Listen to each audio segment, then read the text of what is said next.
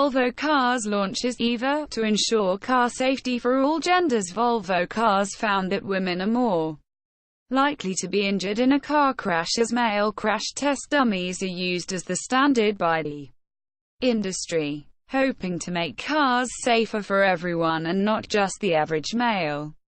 It launched Equal Vehicle for All initiative, wherein it released data for automakers to study and take necessary precautions.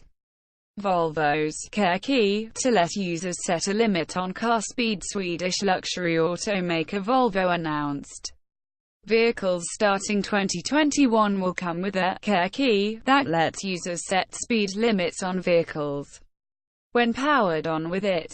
This follows the automaker's recent announcement that it will limit top speed of all vehicles starting 2020 to 180 kmph. Volvo had also announced a camera monitoring system to detect drunk or distracted driving.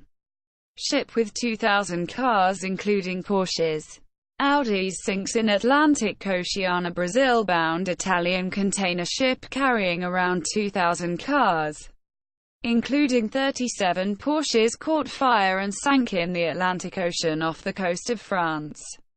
German automaker Porsche confirmed the ship was carrying Porsche 911 GT2 Rs.